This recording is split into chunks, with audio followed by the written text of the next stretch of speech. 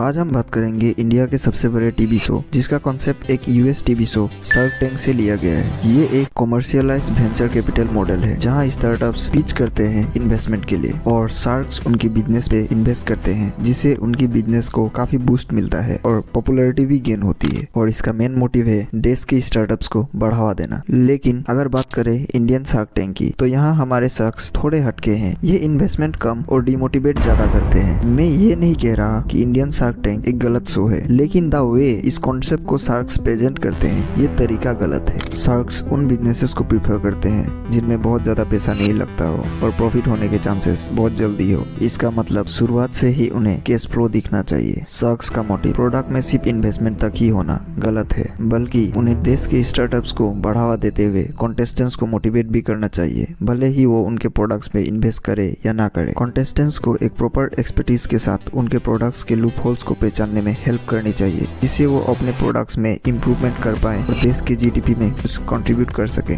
लेकिन यहाँ ऐसा नहीं होता क्योंकि हमारे शख्स कभी कभी इतने रूड बिहेव करते हैं जैसे कि ये कोई एमटीवी रोडीज हो, जिसके कारण कॉन्टेस्टेंट्स अपनी सालों की मेहनत और आइडियाज वहीं ड्रॉप कर देते हैं और उन्हें लगने लगता है कि अब उनका कुछ नहीं हो सकता। हमारे शख्स का ये कहना है कि वो उन सभी कंपनीज पे इन्वेस्ट नहीं करती जो कि लॉस में जा रही हो। तो चलिए एक नजर हमारे शख्स की कंपनीज पे डालते हैं कि वो कितनी प्रॉफिट में है। अगर हम बात करें हमारे रिटायर्ड शख्स असनीर ग्रोवर की, जो कि भारत पे के एमडी एंड को फाउंडर हैं, उनकी वाइफ माधुरी जैन को भारत पे से फाइनेंशियल इरेगुलरिटीज के कारण निकाल दिया गया और वहीं असनीर ग्रोवर को कंपनी के फाइनेंशियल ऑडिट से पहले ही इस्तीफा देना पड़ा और करेंटली उन पे कोर्ट में केस भी चल रहा है अगेंस्ट फ्रॉड ऑफ 88 करोड़।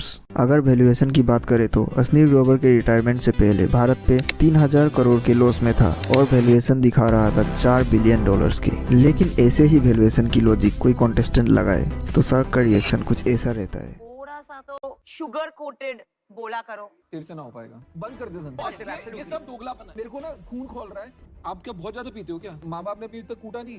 अगर बात करें शुगर कॉस्मेटिक्स के फाउंडर विनीता सिंह की तो उनकी कंपनी फाइनेंशियल ईयर 2022 में 75 करोड़ की लॉस कर चुकी है, जो कि उसके पिछले साल से 3 गुना ज्यादा है। और वहीं देखा जाए तो अनुपम मित्तल, जो कि शायद सबसे रिचेस्ट शार्क हैं और बहुत से ब्रांड्स के को फाउंडर भी, जैसे कि शादी.com, मकान.com और मौज। बट यहाँ भी शादी.com के अलावा सारे ब्रांड्स डूब रही है और शादी.com के फाइनेंसेस वो रिवील नहीं करते। पीयूष बंसल, जो कि लेंसकार्ट के को फाउंडर हैं, इनकी कंपनी सालों से बिना प्रॉफिट के ही चल रही है और वैल्यूएशन देखे तो $4 बिलियन की है, लेकिन पिछले साल 100 करोड़ का लॉस भी कर चुकी है। और वहीं नमिता थापड़ की बात करें तो इनकी एक ही फील्ड में एक्सपर्टीज है और वो है किसी भी स्टार्टअप में इन्वेस्ट ना करना। इन सभी में से अगर किसी की कंपनी प्रॉफिट कर रही है और मेक इन इंडिया को बढ़ावा दे रही है तो वो है अमन गुप्ता, जो कि बोट के फाउंडर और CEO हैं। अगर रियलिटी को समझे तो ऐसा नहीं है कि अगर आपको शार्क से इन्वेस्टमेंट नहीं मिला तो आपका स्टार्टअप सक्सेस नहीं हो पाएगा। बस आपको कोशिश जारी रखनी है और ये याद रखनी है कि दुनिया काफी बड़ी है और आप कहीं ना कहीं से कर लोगे। और क्या आपको नहीं लगता कि शार्क टैंक में कुछ ऐसे शार्क्स की जरूरत है जिनके पास कुछ एक्सपर्ट क्वालिटीज हो, जिन्होंने रियल लाइफ में स्टार्टअप्स की कुछ सक्सेसफुल एग्जांपल सेट कर रखे हो? इस बात पे सोनी टीवी को थोड़ा गौर करना चाहिए। अगर आपको वीडियो अच्छी लगी तो सब्सक्राइब करना ना भूलें और लाइक कर दें। Thank you.